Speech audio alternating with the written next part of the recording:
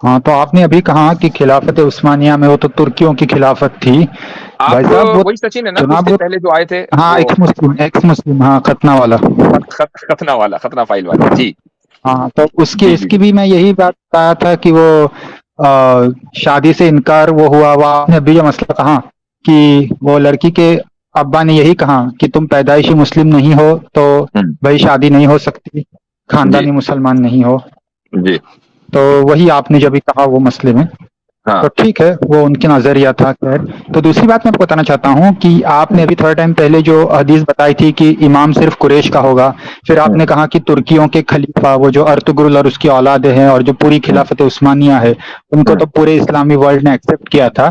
وہ انہوں نے تو تلوار کے اور ہتھیاروں کے زور پہ خلافت کی تھی. اور جب ان کی خلافت، آپ نے اگر لارنس آف عربیہ فلم کے بارے میں اس کی جو اوریجن سٹوری ہے وہ پڑھی ہوگی، تو لارنس جو کمانڈر تھا برٹش آرمی کا، اس نے یہی بات بول کر عربوں سے کہا تھا کہ تم بغاوت کرو ان کے خلاف، ترکیوں کے ہوں، خلاف. اور ہوں، عربوں نے آل سعود نے بغاوت کر دی تھی. یہ ٹھیک ہے، بات جو ہے نا وہ انہوں نے کبھی بہت دل اچھا سے سوال ہے ایکسپٹ آپ نہیں کا. کیا تھا. مجھے ایک بات بتائیے کہ اگر قومیت اور ذات پات اس وقت فیکٹر ہوتی تو کیا لارنس آف عربیہ کو سجھانا پڑتا عربوں کو کہ ارے تم تو عرب ہو، وہ عجم ہے، تم بغاوت کرو؟ یہ تو ان کو پھر خود ہی سمجھ میں آنا چاہیے تھا نا، وہ خود ہی بغاوت کرتے تھے. لارنس آف عربیہ کے آنے کی کیا ضرورت تھی؟ Point number 1. پوائنٹ نمبر 2، خلافت عثمانیہ پوری دنیا میں بہت سی جگہوں پر تلوار کے زور پر قائم ہوئی ہے، یعنی مسلم ممالک کے اندر بھی باقاعدہ انہوں نے ٹیک اوور کیا، مان لیا. خلافت عباسیہ کیسے قائم ہوئی؟ وہ تو قریشی کے تھے. آپ بتانے چاہیں گے خلافت عباسیہ کیسے قائم ہوئی؟ ہاں وہ تو امید کے خلاف ان کے پولیٹیکل ڈفرینسز تھے نا. وہ تلوار کا استعمال ہوا نا. ہاں بالکل، بائی فورس ہی تو ہوا، تو بغاوت. اب جب یہ بات طے ہو گئی تو صرف آپ خلافت عثمانیہ کو یہ نہیں کہہ سکتے کہ اگر یہ یعنی ان کی خلافت کو اس لیے تسلیم کیا چونکہ تلوار کا زور تھا، ورنہ پھر یہی لاجک آپ کو خلافت عباسیہ میں بھی چلانی پڑے گی، حالانکہ وہ لوگ تو قریشی تھے. اور دوسری بات یہ کہ جو قومی فخر ہوتا ہے وہ نیچرل ہوتا ہے لوگوں میں، کسی کے سمجھانے سے نہیں ہوتا. یہ نہیں ہے کہ لارنس آف عربیہ آئے گا اور وہ پورے عرب ممالک میں گھومے گا اور اس کے بعد بغاوت کر دے گا. یعنی obviously ڈیوائڈ اینڈ رول جو ہے وہ برٹش کی ہمیشہ کی پالیسی رہی ہے. اس نے انڈیا میں ڈیوائڈ کیا، اس نے عربوں کے اندر ڈیوائڈ کیا.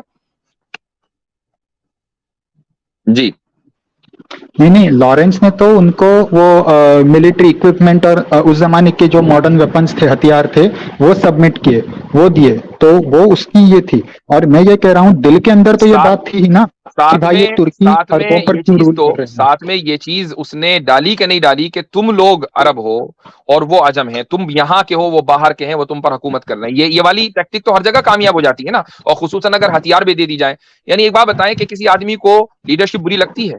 کسی کو نہیں لگتی. اگر مجھے پتا ہو کہ میں مثلا مجھے پوری بیکنگ مل رہی ہے یو ایس کی طرف سے یا رشیا کی طرف سے یا فلا فلا، تو ہو سکتا ہے کہ میں بھی کہیں جنگ کے اندر شامل ہو جاؤں. تو اسی طریقے سے جو لوگ خصوصاً اگر میں کسی قبیلے کا سردار ہوں، تو اسی طریقے سے جو اس زمانے میں جو عرب قبائل تھے ان کو جب پورے ہتھیار دیے اور ان کو کہا کہ تمہیں ہم آزادی دیں گے، تم اپنا ملک رکھو گے، تم کسی کے ماتحت نہیں ہوگے، تو وہ لوگ جنگ میں کود گئے. اب آپ دیکھیں آج کے دور میں ترکی میں اردوگان مثلا پرائم منسٹر ہے، تو سوری صدر ہیں، صدارتی الیکشن انہوں نے جیتا ہے.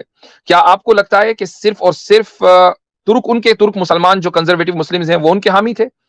پورے عالم عرب میں جتنی حمایت اردوگان کی ہے وہ اس سے زیادہ ہے جتنی حمایت ان کی ترکی میں ہے. کیوں؟ اس لیے کہ ان کی اسلامک ویلیوز ہیں، اس وجہ سے ان کی حمایت عربوں کے اندر کی جاتی ہے. ہاں عرب حکومتیں نہیں کریں گی، عوام کرے گی. جی جی اب سچن صاحب جو بات کر رہے ہیں پورے اس کا شاید اصل میں یہی ہوتا ہے نا، جب اوپر اوپر سے چیزوں کو ہم کہیں پڑھ لیتے ہیں تو ایسا ہی ہوتا ہے. ان کو اگر سائکس پیکو ایگریمنٹ کے بارے میں پتا ہے آپ کو؟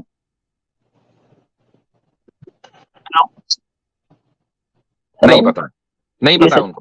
جی تو جب آپ کو یہ ساری چیزیں پتہ ہی نہیں ہوگی تو آپ کو پتہ کیسے ہوگا کہ وہ جو عرب نیشنلزم، عرب کے اندر جو نیشنلزم کا کیڑا کاٹا تھا لوگوں کو، وہ کیوں کاٹا تھا اور اس کی وجہ کیا تھی؟ اور جو عثمانیہ کے خلاف یا ترکوں کے خلاف جو بغاوتیں ہوئی اس کی وجہ کیا تھی؟ تو اس کے پیچھے جو سب سے بڑی اسٹرانگ فورس ہے نا وہ یہی نیشنلزم تھی، جو کہ ایجپٹ شروع ہوئی ہے اور پھر دھیرے دھیرے عربوں میں پھیلتی گئی ہے.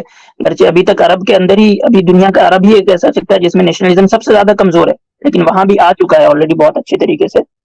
تو یہ عثمانیہ کے خلاف آپ کا یہ کہنا، عثمانیہ کے انہوں نے طاقت کے بل پہ کر لیا تھا اور لارنس آف عربیہ اور عربوں نے بغاوت کر دی، تو اس سے کچھ ثابت نہیں ہو جاتا آپ کے کوئی پوائنٹ؟ کیونکہ عربوں نے تو خود اپنے لوگوں کے خلاف بغاوت کر دی. عباسی عرب تھے، انہوں نے امیہ کے خلاف بغاوت کر دی. پھر بعد میں عباسیوں کے خلاف جو ہے کئی عربوں کے اندر چھوٹی چھوٹی حکومتیں بنی، بغاوتیں ہوتی رہی. بغاوت کا ہونا اور تلوار کے بل پہ حکومت قائم کرنا، یہی طریقہ تھا ماضی میں. تلوار ہی کے بل پہ ہر حکومت قائم ہوئی ہے، چاہے جی عباسیوں ہاں. کی ہو اصل میں چاہے. اصل میں عاصم بھائی، سچن صاحب کے لیے یہ مسئلہ بڑا حساس ہے، تو وہ اس چیز کو یہ تسلیم نہیں کرنا چاہتے کہ یہ اسلام کا مسئلہ نہیں ہے. ان کو جو ایک ٹراما ہوا ہے تو اس کی وجہ سے یہ اس طرح کی گفتگو کر رہے ہیں، ورنہ میں نہیں سمجھتا کہ کوئی بھی آدمی جو ہسٹری سے واقف ہو وہ ان چیزوں کو نہ جانتا ہو. صحیح کہہ رہا ہوں نا سچن بھائی؟ یہ سوال میں نے اس لیے پریزنٹ کیا تھا کیونکہ مجھے لگا کہ آپ سب لوگ سعودی عرب والوں کے بھکت ہیں، سعودیہ کے بھکت ہے، تو اس لیے ٹھیک ہے آپ نے بھی ایکسیپٹ کر لیا کہ عربوں نے آپس میں ایک دوسرے میں نیشنلزم اور مال اور زمین کے اس میں جنگیں لڑی اور ایک دوسرے کے پیٹ میں خنجر مارے، تو یہ آپ نے ایکسیپٹ کیا. مجھے لگا آپ تو پورے عربوں کے بھکت ہیں. چلیے ٹھیک ہے. میرا آپ کو دوسرا ایسا کیوں سوال لگا؟ آپ کو ایسا کیوں لگا؟ نہیں، بالکل آپ کی باتوں سے اکثریت یہ بات جھلکتی ہے. کیا؟ کیسے؟ یعنی ہم یہ مطلب جو کہتے ہیں آپ کہ عرب جو ہے وہ سپیریئر ہیں، کیا میں نے کبھی کہا ہے؟ ڈائریکٹلی تو نہیں کہا ہے، لیکن اچھا، انڈائریکٹلی انڈائریکٹلی جو کیسے؟ انڈائریکٹلی کا کیا مطلب ہوتا ہے، ذرا وہ بتا دیں.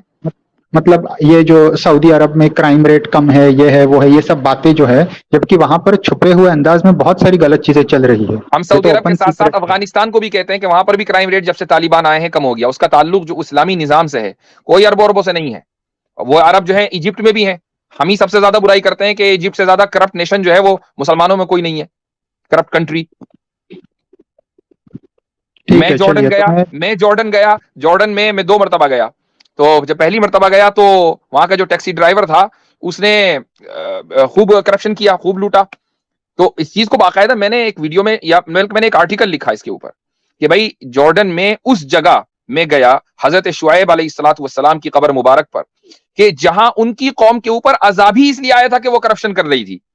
وہاں اس علاقے کے اندر ایک ٹیکسی ڈرائیور جو ہے وہ جھوٹ بول کر ٹورسٹ کو لوٹ رہا ہے. تو کیا ابھی وہ قوم سدھری نہیں ہے؟ یہ میرے مضمون کا عنوان تھا، پوری تھیم تھی. تو آپ نے کیسے انداز آئی نو کہ آپ نے وہ مضمون نہیں پڑھا ہوگا، کئی سال پہلے کی بات ہے، لیکن آئی ایم جسٹ سیئنگ کہ آپ کو یہ کیسے آپ نے کہہ لیا کہ بھائی یہ تو عربوں کے بھکت ہیں. جو چیز صحیح ہے اس کو صحیح کہا جائے گا، جو چیز غلط ہے اس کو غلط کہا جائے گا. لگ رہا ہمارے ہے یہاں کہ قومیت نہیں ہے. قیاس کرتے ہیں تو سچن صاحب نے اپنے اوپر ہم لوگوں کو بھی قیاس کیا ہوگا کہ جی وہی سچن بات ہے. صاحب سے کچھ لوگوں کے یا کچھ یعنی کہ بھکت ہیں الگ الگ چیزوں کے، تو اسی طرح انہوں نے ہمارے بارے میں بھی سوچ لیا ہوگا. جی ہاں. ٹھیک ہے ہاں، بھائی تو اب سچن میرا صاحب، ایک اور سوال ہے. چلیں اب پھر آ جائیے گا، اگلے آگے اور بھی لوگ ہیں. ارے ایک منٹ یار، ایک سوال ہے بہت امپورٹنٹ ہے. جی جی، ایک حدیث آتی ہے کہ ایک عورت آئی رسول اللہ صلی اللہ علیہ وسلم کے سامنے، اور عورت نے پیغمبر صاحب سے پوچھا، کہا کہ میں اپنے آپ کو آپ کی نکاح میں دینا چاہتی ہوں. تو رسول اللہ نے اسے سر سے لے کر پاؤں تک دیکھا اور پھر کہا کہ مجھے اب اس کی ضرورت نہیں. تو کس لیے ریجیکٹ کیا اس عورت کو؟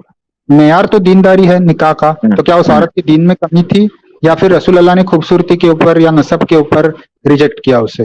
اصل میں یہ سوال آپ کے ذہن میں اس لیے ہوا چونکہ آپ کو یہ نہیں پتا کہ رسول اکرم صلی اللہ علیہ وسلم نے عام طور سے نکاح کیے ہی کیوں، کن بنیادوں پر کیے. اگر آپ علیہ الصلوۃ والسلام نے بقیہ جو نکاح کیے وہ بھی خوبصورتی کی بنیاد پر کیے ہوتے تو پھر تو خوبصورت عورتوں کی لائن لگ چکی ہوتی. آپ علیہ الصلوۃ والسلام کی نکاح کرنے کے پیچھے، ملٹیپل نکاح کرنے کے پیچھے ملی ضرورت یا سیاسی ضرورت جس کو کہنا چاہیں وہ بھی تھی. یہی وجہ ہے کہ میں نے اس سے پہلے بھی اس موضوع پر کافی تفصیلی گفتگو کی ہے. جویریہ بنت الحارث رضی اللہ عنہا سے آپ صلی اللہ علیہ وسلم نے نکاح کیا، پورا کا پورا قبیلہ بنو مستلق مسلمان ہو گیا. اسی طریقے سے حضرت صفیہ بنت حیی رضی اللہ عنہا سے آپ نے نکاح کیا تاکہ جو خیبر کے یہود ہیں ان کے ساتھ صلح صفائی ہو جائے اور وہ اسلام میں داخل ہو جائیں. یہ اس زمانے کا ایک نظام تھا، اور اللہ سبحانہ و تعالیٰ نے آپ صلی اللہ علیہ وسلم کو اجازت دی کہ آپ یہاں نکاح کریں، تاکہ وہ سب کے سب قبیلے اس طریقے سے کہ بھائی ہمارا داماد ہے، لہٰذا وہ جو دشمنی ہے وہ ختم ہو جائے، کم سے کم بلڈ شیڈ ختم ہو، اگرچہ کوئی اسلام میں داخل نہ ہو رہا ہو. یہی وجہ ہے کہ صفیہ رضی اللہ عنہا سے نکاح کرنے کے بعد پھر خیبر میں کوئی جنگ نہیں ہوئی.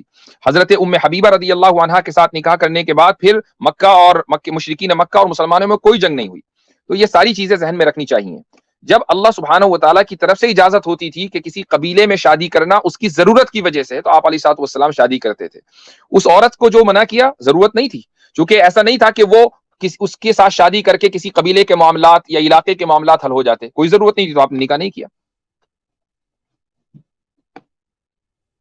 یہ اور سچن صاحب کو اگر یہ چیزیں لگتی نہیں ہو کہ ایسا ہوتا ہے تو آج بھی ٹرائبل ایریا میں جائیں، آج بھی ایسا ہی ہوتا ہے کہ اگر شادی کسی ٹرائب میں ہو گئی نا تو وہ ٹرائبلس جو ہیں وہ یعنی کہ آپ ان کے داماد ہیں تو وہ اپنی پوری زندگی آپ کو حفاظت اس طرح سے کریں گے کہ وہ اپنی جان گوا دیں گے آپ کے لیے، لیکن آپ کے اوپر کوئی آنچ نہیں آنے دیں گے.